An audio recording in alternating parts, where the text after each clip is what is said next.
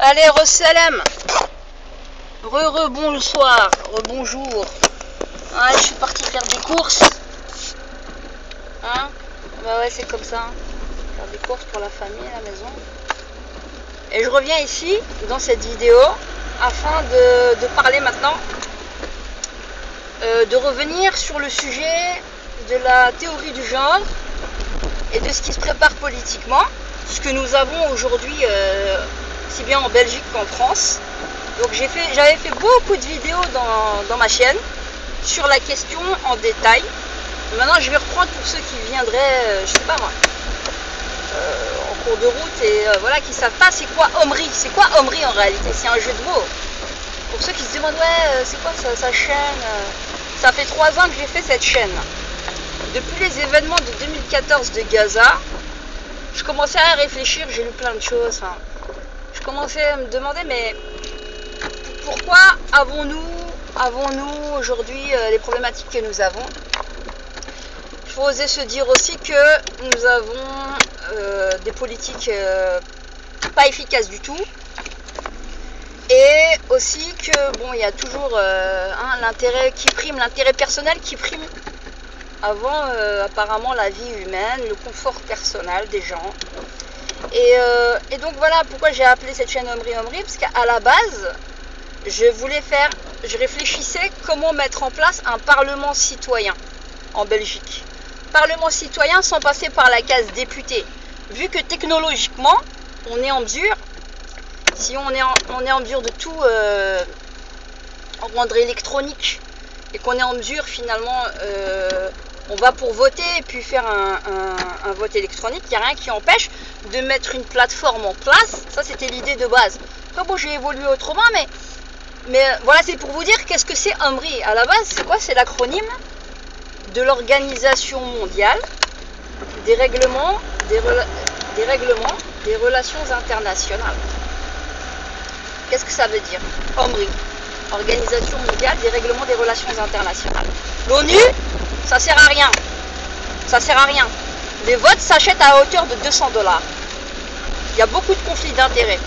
Or, aujourd'hui, si les citoyens ne prennent pas en main la politique, c'est pour ça que je dis être un citoyen, c'est être un politique, on se fait finalement tous manipuler et on voit bien que le fatalisme ambiant qu'on essaye de nous vendre nous rend complètement inertes et on fait que subir. Maintenant, est-ce qu'on peut changer les choses? Oui, moi je vous dis que oui, on peut changer à partir du moment où vous y croyez dans un premier temps. Deuxièmement, donc comme je disais, à la base c'était pour un parlement citoyen, d'accord, pour régler les questions nationales. Mais comme c'était pour mettre une plateforme télévisuelle, d'accord, avec plusieurs acteurs et faire une interface qui permette aux citoyens directement de voter, de donner son avis. Il y a des questions fermées par filtrage différent. Ben, c'est compliqué à expliquer comme ça parce qu'il y a beaucoup de choses à peaufiner et donc je ne peux pas réfléchir tout seul.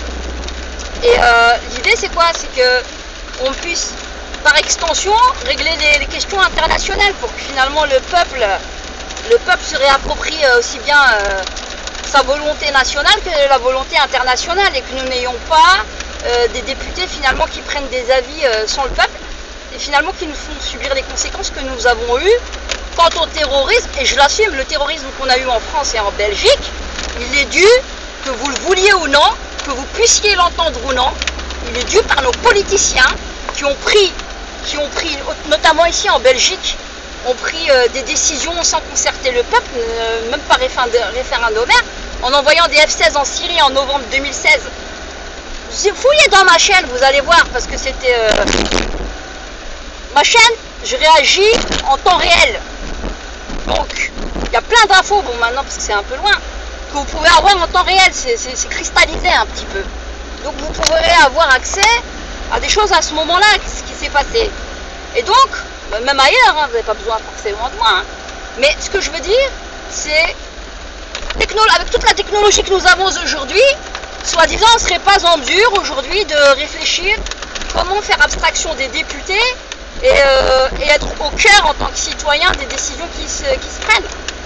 Finalement, quoi, on fera des millions d'économies, hein. Des députés dont nous n'avons pas besoin, qui sont censés nous représenter, mais dont la hiérarchie fait que psychologiquement on a l'impression qu'on est sous une forme d'aliénation. En réalité, non. Enfin, ça serait long à expliquer. Pour revenir maintenant au sujet de la théorie du genre, depuis 2013, ça a été un énorme tournant, que ce soit en France ou en Belgique. Donc j'ai fait depuis plus de 2 ans mon enquête personnelle, je me suis fait passer aussi pour une femme voulant faire l'éducation sexuelle des enfants en milieu scolaire, on m'a envoyé de la documentation. À chaque fois, après les Gay Pride, il y a 2 ans de ça, on nous a fait 20 jours sous le couvert de la fête de l'Iris avec les deniers du peuple. Enfin, il y a beaucoup de choses à dire. Vous fouillez, vous verrez ce que je vous dis, preuve à l'appui. Et à chaque fois, on s'est retrouvé après à la GPA sur la table. Maintenant, on parle avec le PS Julien Euthendale depuis 2013, 2014, 2015, 2016 d'ailleurs. Le droit sexuel des handicapés, donc on invite des infirmières à faire les putes en fait, les prostituées.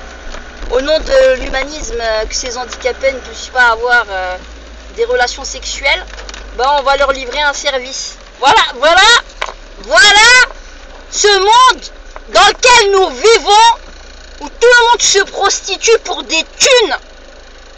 Mais merde, on se demande s'ils n'ont pas la tête dans le rectum, quoi. Je veux dire, mais vous savez, c'est qui nous gère comme ça, qui nous dirige?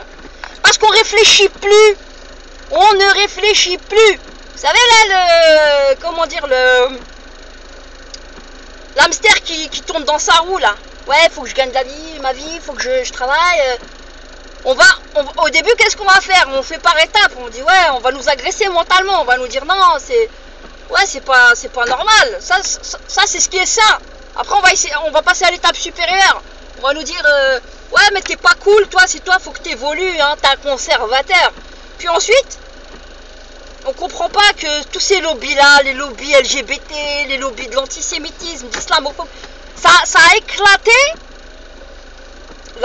comment dire, la base, la base, comment dire, ça a divisé le peuple, mais aussi notre histoire, nos référentiels, nos référents communs, d'accord, au-delà de nos, comment dire, au-delà de nos convictions propres. Alors j'ai rien contre les athées, mais on voit bien que la laïcité qu'on essaie de nous vendre aujourd'hui, c'est une laïcité laïcardo-athéiste, d'accord, qui essaye en fait de chasser tous les croyants, quoique l'athéisme en lui-même est une croyance dans la négation de Dieu. Mais il faut pouvoir le dire. Il faut pouvoir le dire. Et donc, on profite du fait on essaye de cliver par exemple les chrétiens avec les musulmans.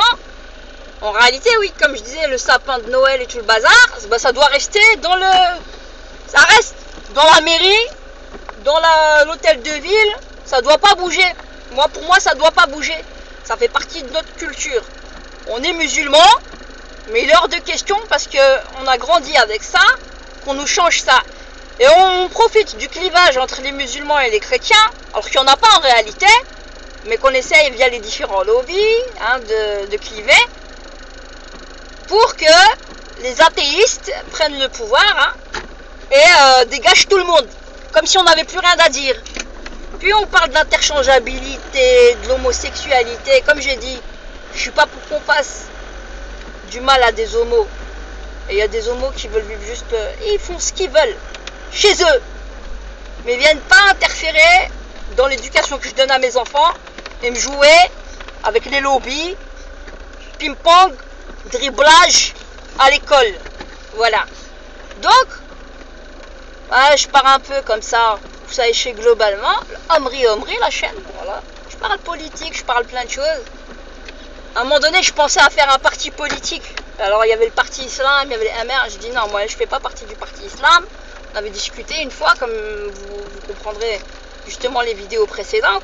Je dis, moi, je viens avec quelqu'un qui me semble juste. C'est pas sa confession qui m'importe. C'est le programme. Si on a des choses en commun, on y va. Et donc, cette manière de ghettoiser un petit peu les musulmans qui m'a pas plu. Et voilà, donc à la base, voilà, à un moment donné, je pensais à faire un parti politique, vraiment. Il faut trouver les gens qui comprennent ce qu'on est en train de dire. Alors s'il y a des parents qui sont inquiets, parce que je vous dis, moi ça fait 2-3 ans que je suis sur ces dossiers-là, je sais quoi dire. Je l'ai écrit dans le livre, parce que je sais pas comment faire. Tout ça j'écris, date, les détails en long, en large, en travers, en diagonale, pour que les gens soient conscients, parce qu'en Belgique on dort. On dort en Belgique. Il y a des parents, marahba, venez, on s'organise, on fait notre parti, on va déverrouiller les pervers, qui essaient de nous faire accepter la consentance juvénile sexuelle des petits, avec les standards de l'OMS, qui veulent nous faire croire que enseigner à nos gosses dès le maternel et primaire, ça a déjà commencé, hein. Ça a déjà commencé, hein. C'est pas homogène dans toutes les écoles à Bruxelles. Connexion Ça a déjà commencé. Ça a déjà commencé. Il y a beaucoup de choses à dire.